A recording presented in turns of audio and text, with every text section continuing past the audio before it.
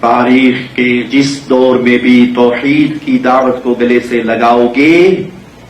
سامنے سے آپ کو پھولوں کی پتیاں، جی پھولوں کے ہار، واہ واہ واہ واہ ویلکم کے نعرے، جی گالیاں پڑیں گی،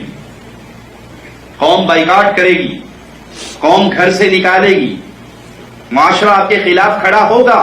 یہ نہیں ہے کہ آپ کو ہو قولوا لا الہ الا اللہ، اللہ کے علاوہ کوئی مشکل کشا و حاجت روا نہیں، کسی کے لیے سجدے، رکوع، نظر، نیاز، طواف، ذبح، قربانی نہیں،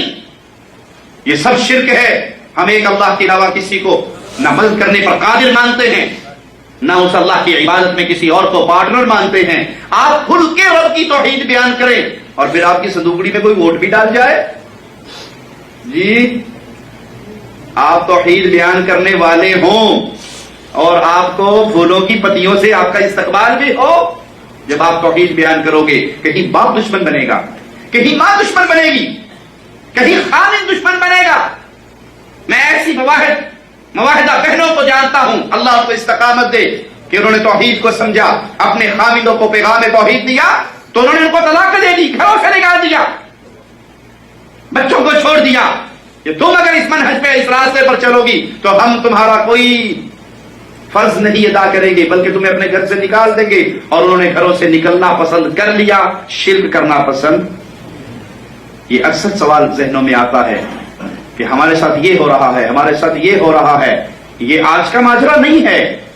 یہ ہمیشہ سے ماجرا ہے۔ جب آپ اللہ کی توحید کو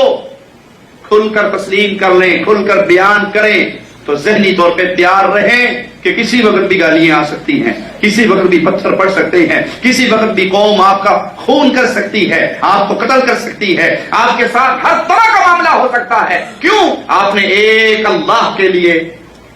سب سے ناراضگی مول لے لی۔ اور اگر کوئی مولوی صاحب، کوئی خطیب صاحب، کوئی حضرت صاحب یہ سمجھیں کہ جی میں بڑا میٹھا سا خطیب ہوں، بڑا سانجھا سا خطیب ہوں، میں جاؤں تو عرسوں میں بھی بیان کر لیتا ہوں، میلوں میں بھی بیان کر لیتا ہوں، اور اجتماع میں بھی بیان کر لیتا ہوں، سیروزے میں بھی میرا بیان ہو جاتا ہے، اور مسجدوں میں بھی، میں ہر جگہ جا کے،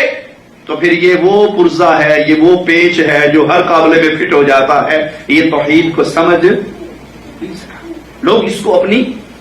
بڑا کمال سمجھتے ہیں کہ ہم جہاں جاتے ہیں ان جیسے بن جاتے ہیں، ہمیں تو ہر کوئی اپنے سینے سے لگاتا ہے۔ اگر ہر کوئی آپ سے راضی ہے، ہر کوئی آپ کو گلے لگا رہا ہے، ہر کوئی آپ کا ماتھا چوم رہا ہے، ہر کوئی آپ کو نواز رہا ہے، تو معنی یہ کہ آپ رب کی توحید کو سمجھنے میں اور اس کو بیان کرنے میں نالائق ہیں۔ اگر آپ اللہ کی توحید کو کھل کر بیان کریں گے تو کبھی اہل شرک آپ سے راضی نہیں ہوں گے، کبھی اہل شرک آپ سے پیار نہیں کریں گے، کبھی اہل شرک آپ کی حمایت نہیں کریں گے، آپ کو پینترے برتنے پڑیں گے، ان جیسا رنگ اپنانا پڑے گا۔ محبوب تر ہے اپنی اہل حدیثیت کہ ہم اسلاف کے منہج سے مکاری نہیں۔